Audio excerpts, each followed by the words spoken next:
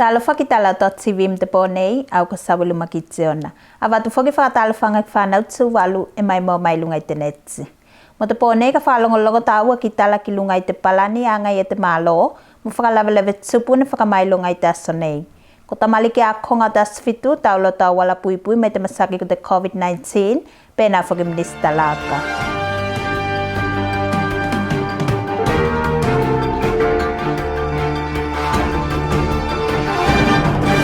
Te palani whakangalu e te lan whātokangina te malo, ki tūlanga mana ko ngau kilonga tatu whenua, ke whakasao lātou mai te whakalawelawe tau o aso, pēnā whakim whakalawelawe tupu.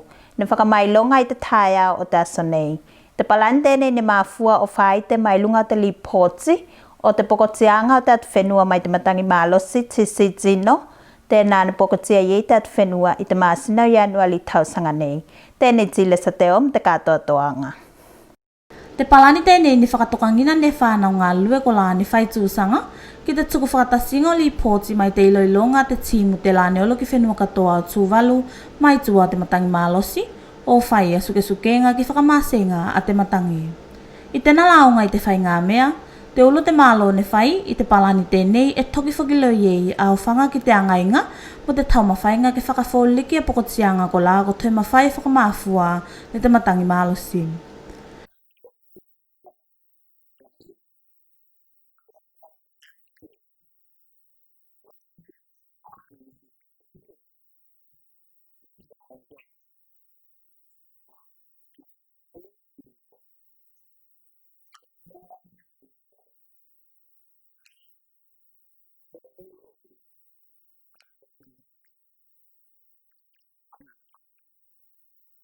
I loto i whakatokanga o te palani tēnei, ne whakapātonu mai ne te olo te mālo me silinga mo te selau miliona tāla Australia e manako ngina ke mawhai o whakatupe kei a pokotianga katoa.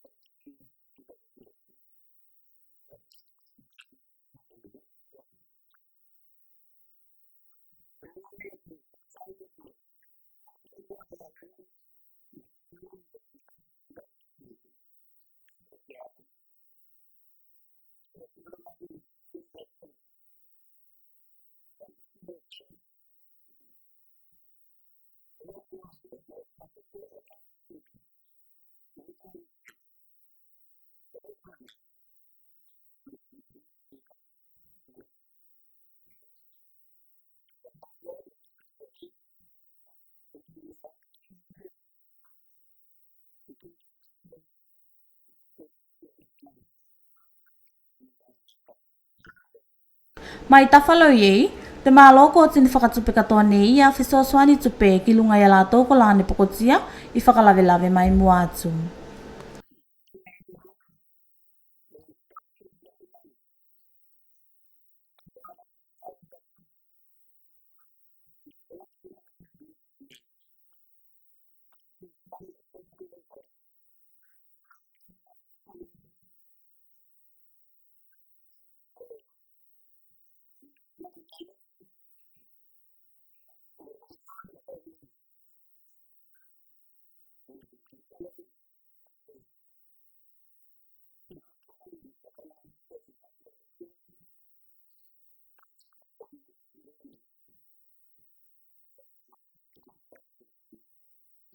A te palani tēnei whakamate iei a vāenga tāua ko lāne pokotia mai whale nofo ke o ko whukilo ki lā kaukai nā monisi meaka.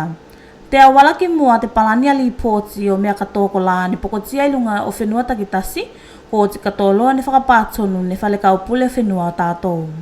Mā whauwhaunga mālunga e te nālo te li pōti ka sanga te lua mālo o ngā lue kei ke whakataunu. Tile sa te o matala o te dotTV.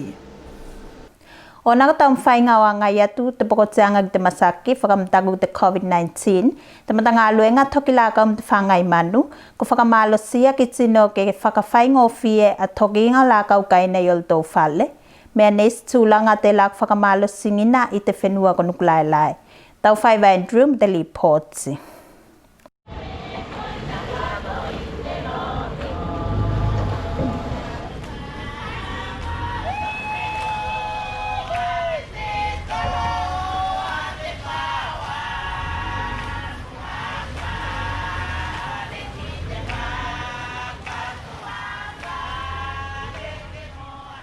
Te ofisa toki la kau i te whenua ko nukulai ni whai mai, me konei e ki longa fōt matanga luenga i lunga i te whenua. Te whakamoemoenga ko tino i te whenua, ke maua te loto whina i te toki o la kau kaina, mo te ola leo la tau. Te vai taim nei a la kau mahani o toki nei ne mātou ko wisi apolo ka mahani ko kiukamba ko kapisi saina.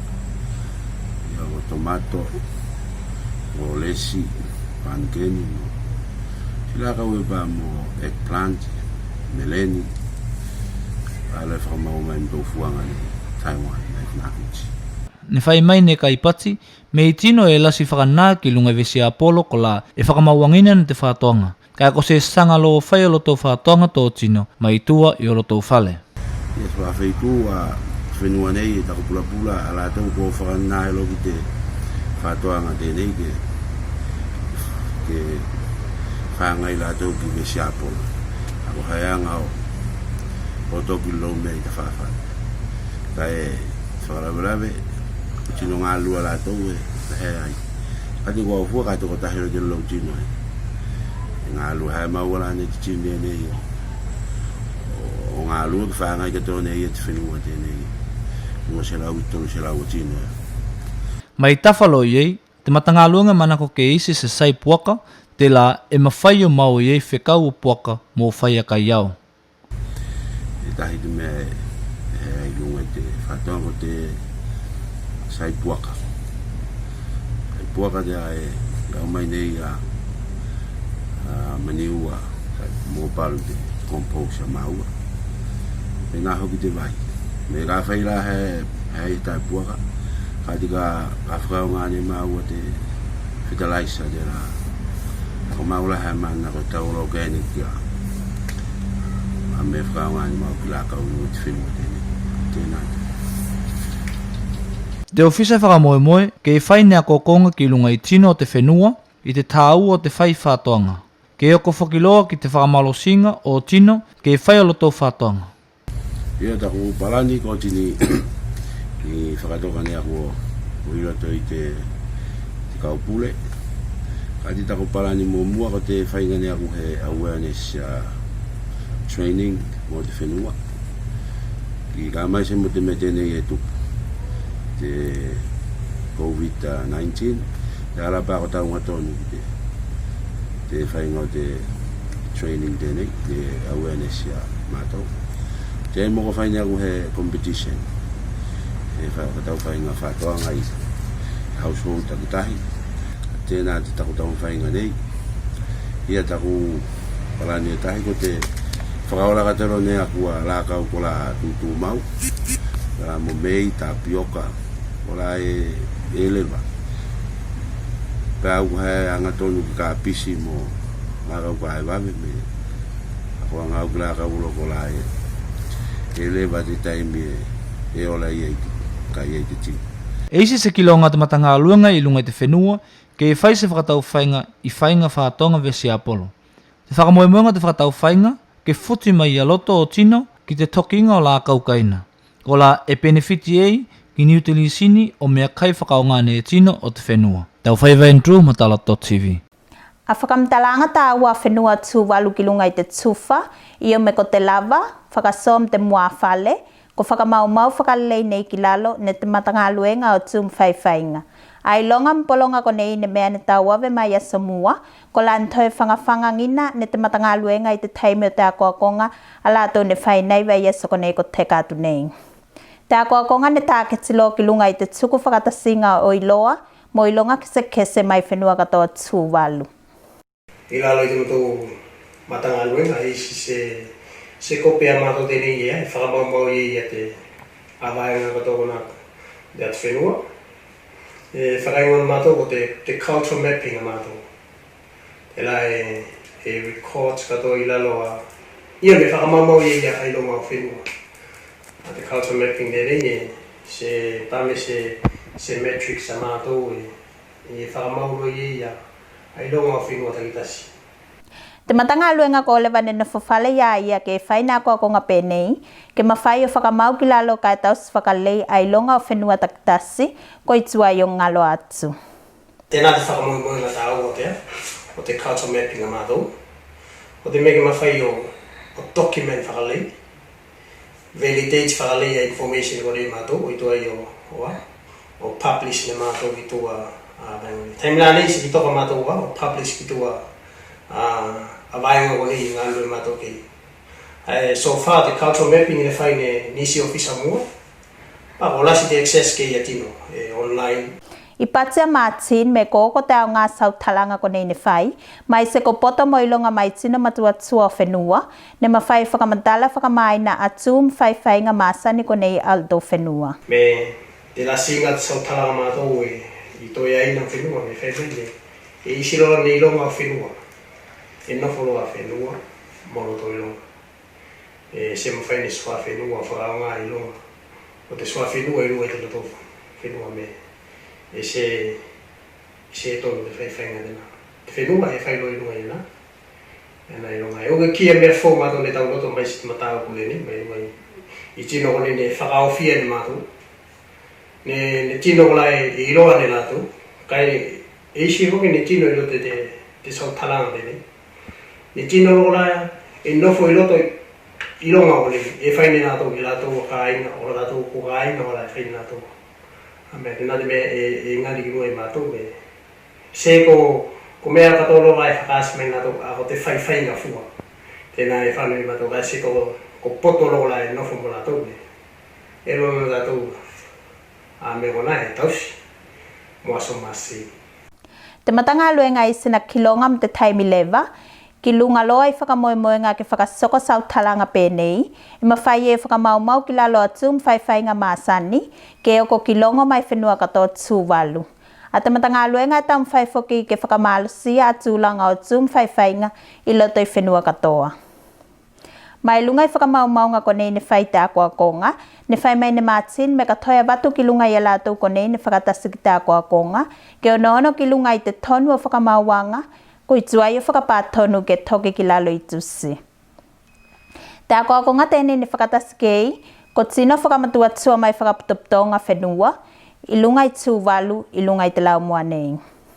Kai mo te toe tala, e ti ngasa ke oko mai te masagi te COVID-19 ki tātu whenua, kai whakatāwan te matanga luenga o te ola lei, ko tamaliki wholiki ke ilo ne lātou o puipui mai te piso te masagi tēnei. I te asnei e tamaliki akonga o te akonga lāsanga mua te asofitu, ne tau loto ne lātou a wala e tau o puipui e lātou mai te masaki whamtaku tēnei o te COVID-19. Tile sa te om te li pōtsi. Kalame tēnei ko tini whakatelei nai vai aso ko te kātu nei, mō tamaliki o te akonga ko nautim. Kai i te aso nei, ko whakapatino te akonga mō tamaliki o te asofitu. Te toki tāo te whakaimasaki ne whai mai, me tāwa kilo keilo ne tamaliki o puipui lātou mai te masaki tēnei. Te polokalame tēnei me te klasi, ako akonga o ngelo me te coronavirus. Mai silo iei ko na tūlanga puipui, te me kipende tātou masaki tēnei. Polokalame mato kone tā kiti tamaliki, tā mato e loa vai so te rani whanu mata me nauti, vai so nei ko te STA, na toko whakalitali ki tali mai ia.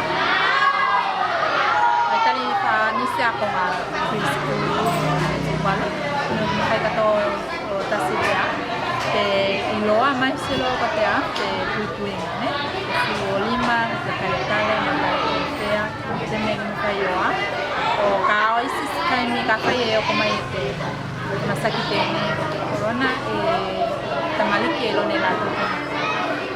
Tasio mata apune a wakailoto i a koa konga konei, ko a wala ko lai whakaasia te whakaonganga me au whingutu mo me au whilima. Ne whakaasia ka ne Dr. Christine, me ui e loe se ai se masaki kai oko mai ki te atu whenua, kai tā awa ki loa ke nā whakalausa te iloa tamaliki, ki te whakaonganga o mea o whilima mo mea o whingutu. Porque nei ia, te o atu classes takitasi, pela kukunga nauti, te mpanau nauti, e la vea tu tamaliki e lokine la totea, te tulanga ki masaki, misia te coronavirus, kisi pepea, pela kukunga tulanga puipuina, ne?